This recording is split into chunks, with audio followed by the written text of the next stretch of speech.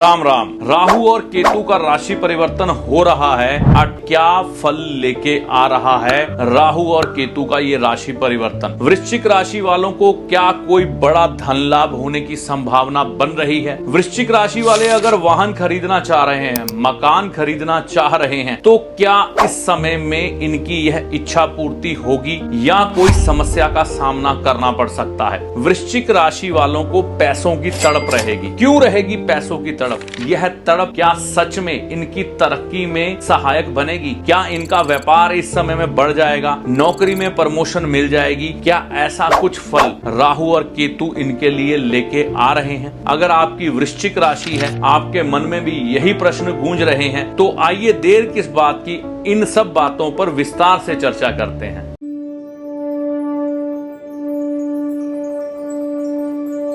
नमस्कार, मेरा नाम है पंडित अरविंद तिवारी। इस चैनल पर अगर आप आज पहली बार आए हैं या बहुत समय से चैनल के साथ चल रहे हैं, अभी तक आपने इस चैनल को सब्सक्राइब नहीं किया है, तो वीडियो देखने के बाद चैनल को सब्सक्राइब करके जाइएगा। 18 तारीख 5वां महीना 2025 को क्या प्रभाव पड़ेगा वृश्चिक राशि पर इस राशि परिवर्तन का, तो हम इस पर चर्चा करेंगे। यह राशि बदलेंगे और इस भाव में आ जाएंगे और आने वाले 18 महीनों के लिए, यानी कि तकरीबन 1.5 साल के लिए यहाँ पर यह रहेंगे और क्या फल प्रकट करेंगे, इस बात को समझने का प्रयास करते हैं।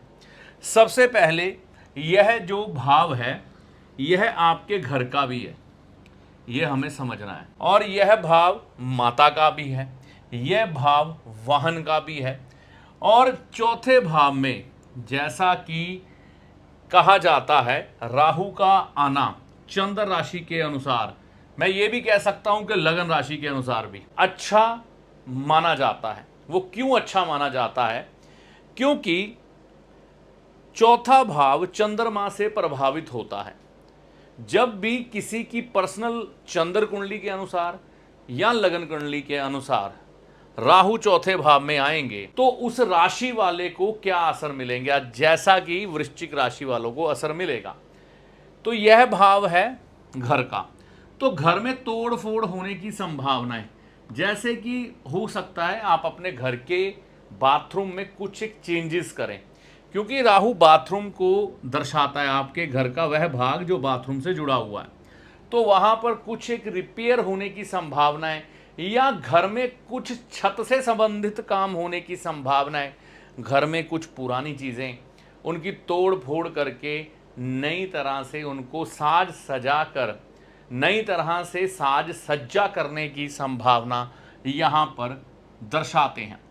देखिए, राहु यहाँ पर इस भाव में आना चंद्रमा पर बुरा प्रभाव दे सकता है, जैसे कि माता की हेल्थ को लेकर कुछ एक चिंताएं प्रकट कर सकता है, और साथ में नई प्रॉपर्टी वाहन बनने पर रुकावट भी ये साथ में दे सकता है। मतलब अगर आप प्रॉपर्टी लेना चाह रहे हैं, उसको लेकर कोई रुकावट का सामना, चाहे प्रॉपर्टी के कागज़ों में कुछ गड़बड़ आ जाए, या धन के अरेंजमेंट में कुछ एक गड़बड़ आ जाए, या घर वाले को किसी को वो प्रॉपर्टी आपके पसंद ना आए, कुछ भी हो, या प्रॉपर्टी डीलर ब्रोकर की तरफ से, कोई बिल्डर की तरफ से कोई प्रॉब्लम खड़ी हो जाए। और वाहन के प्रति भी ऐसा हो सकता है, आपको आपका मनपसंद रंग का वाहन ना मिले, पैसा आने की भी संभावना बनेगी। क्योंकि एक बात को समझिएगा, यह भाव है चंद्र का। चंद्रमा जो है ये चलायमान धन है, जो आपकी रोजमर्रा की जरूरतों को पूरा करता है। इस समय में मान लीजिए बुध की महादशा में अगर कहीं बृहस्पति का अंतर आ गया और बृहस्पति का गोचर यहां पर जा रहा है, और इस भाव में दृष्टि भी है और इस भाव में दृष्टि भी है बृहस्पति की, और बृहस्पति की यहां पर भी दृष्टि है, तो पैसा आने की संभावना बहुत बड़ी है। क्योंकि वैसे भी राहु यहां पर आकर प्रसन्न होता है। राहु एकदम से धन देने का कारग्रह माना गया है। तो ऐसी स्थिति में क्या होगा वृश्चिक राशि वालों के साथ, वृश्चिक लगन वालों के साथ, दोनों को मान के चलिए, अगर आपकी राशि है तो भी, आपका लगन है तो भी, पैसा एकदम से आए।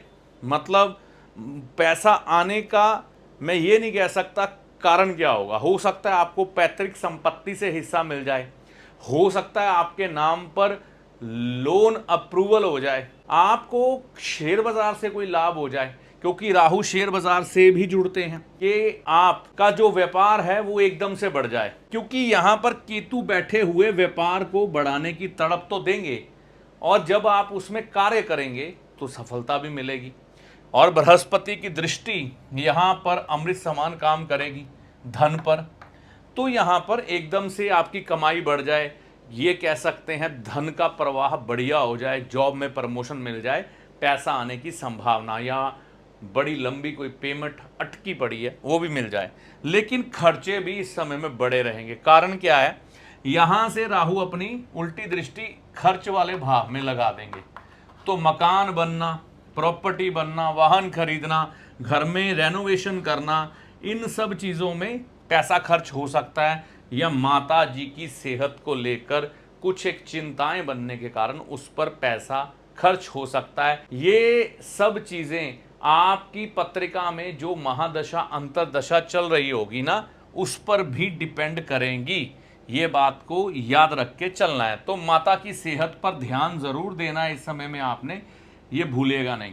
पांचवी दृष्टि खर्चों में वृद्धि करेगी, वो मैंने आपको बता ही दिया कि यह खर्चों में वृद्धि रखेगी। नींद खराब होगी।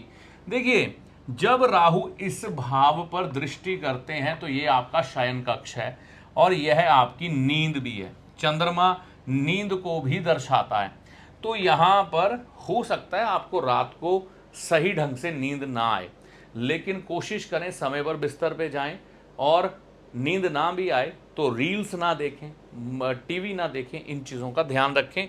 सोने की कोशिश करें, करवटें लें, नींद आ जाएगी। झगड़ा और दुर्घटना की संभावना, उसका कारण बता देता हूं मैं आपको। यहां पर से 7वीं दृष्टि राहुदेव की यहां, 8वीं यहां और 9वीं यहां, ठीक है, यह भाव है झगड़ों का। तो ऐसा इस समय में प्रकट होता है कि झगड़ा राह जाते किसी से हो जाए, कोई दुर्घटना हो जाए, उसके कारण झगड़ा हो जाए, या यह परिवार के साथ ही आपका कोई झगड़ा मतभेद पैदा कर दे, ऐसा भी यह राहुदेव इस समय में कर सकते हैं। मुख्यतः पैसे के लिए अच्छा संकेत ला रहे हैं इस समय में। इस समय में वृश्चिक राशि वालों के लिए पैसे के मामले में कोई चिंता नहीं है, ये ध्यान रख के हमें चलना है। अब बात करते हैं केतु की। देखिए, केतु देव है तड़प के कारक, उनके पास गर्दन के ऊपर का हिस्सा सर नहीं है, नीचे की चीज है। तो जब विष्णु भगवान ने गला काटा था तो ये तड़प में ही है, तब से तड़प रहे हैं। तो ये जिस भी भाव में जाते हैं वहां की तड़प व्यक्ति के मन में जगा देते हैं। तो इस समय में आपके मन में व्यापार या नौकरी में बदलाव करने का मन करेगा, या आप में अंदर वह तीव्र इच्छा पैदा होगी कि जितना मैं लायक हूं उतना मुझे फल नहीं मिल रहा। ऐसी स्थिति में काम को चेंज करना, काम में बदलाव करना, काम को बढ़ाने की कोशिश करना, ये सब तड़प केतु देव देके चलेंगे, जिससे कि लाभ होगा। टांगों में चोट की संभावना इस समय में रहती है। संतान को कष्ट आने की संभावना रहती है। कष्ट का मतलब ये समझे, अगर आपका बच्चा छोटा है तो उसके शारीरिक कष्ट आ सकते हैं। संतान प्राप्ति की तरफ बढ़ रहे हैं, हो सकता है ये मामला अभी थोड़ा डिले हो जाए केतु के कारण। संतान आपकी विद्या ग्रहण कर रही है और अपनी विद्या को लेकर किसी तरह से कन्फ्यूज़न के फेर बिना फंस जाए, कौन सा कोर्स चूज़ करूं। कमाने के लिए आगे बढ़ रही है तो इस दृष्टि में रुकावटें अधिक देखे। तो संतान की चिंता, किसी भी तरह से शादी नहीं हो रही या शादी हो गई है, सेटलमेंट नहीं सही ढंग से हो रही, ऐसी चीज़ देखने को मिलेगी। पैसों के लिए तड़प तरक्की देगी। देखिए, यहाँ पर चलेगी केतु की दृष्टि, यह है नौकरी का भाव और यह है चौथा भाव। चौथा भाव भी पैसों को रिप्रेजेंट करता है और यह भाव भी। यहाँ पर केतु की दृष्टि रहने के कारण तो यह क्या होगा कि आपको पैसों के प्रति तड़प पैदा करेगा। पैसों की तड़प आएगी तो व्यापार और नौकरी में कुछ एक तब्दीलियां, मैंने कहा ना, करने को मन करेगा। ऐसी चीजें इस समय में केतु देंगे। गणपति भगवान के दर्शन करना, गणपति भगवान के इस समय मंदिर में जाके माथा टेकना या फिर गणपति जी की वंदना आरती सुनना आपके लिए लाभकारी ही रहेगा। घर की सुख शांति खराब हो सकती है, उसका कारण है केतु की दृष्टि यहां पर रहना चौथे भाव में, जो कि चंद्रमा से दुश्मनी सीधे तौर पर निभाता है, जिसके कारण घर की सुख शांति खराब होती है। मुख्यतः प्रॉपर्टी के लिए, वाहन के लिए, पैसों के लिए कोई इतनी चिंता नहीं है। पैसों के लिए अच्छा ही माहौल है। राहु का इस भाव में आना एकदम से बड़ा मुनाफा पैसों का करा सकता है, तो बड़े मुनाफे के लिए तैयार रहिए। सिर्फ दशा अनुकूल होनी चाहिए। अगर दशा बृहस्पति की मिलेगी, बुध की मिलेगी, तो लाभ की संभावनाएं बढ़ेंगी। और चंद्रमा कहीं अच्छा प्लेस्ड हुआ तो भी ऐसा हो सकता है। अगर ऐसा नहीं होता तो किसी खराब भाव की दशा अगर आपको मिल गई तो नुकसान भी इस समय में हो सकते हैं, ये ध्यान में रखिएगा। तो यह सारी जानकारी वृश्चिक राशि पर क्या असर देगा, राहु केतु का राशि परिवर्तन, इस पर आधारित थी। ऐसी आशा करता हूं यह जानकारी आपके काम आई होगी। ज्योतिषी आपका सलाहकार है जो आपको भले और बुरे समय का ज्ञान देता है, ना कि कोई चमत्कारी बाबा जो छड़ी घुमाकर आपको माला माल कर देगा, धनवान बना देगा, या कोई जादूगर जो छलावे में डालकर भ्रम की स्थिति पैदा कर कर आपके भाग्य को बदल देगा। तो ज्योतिषी को हमेशा सलाहकार के रूप में देखें, ना कि चमत्कारी बाबा या जादूगर के रूप में। ऐसा नहीं होता।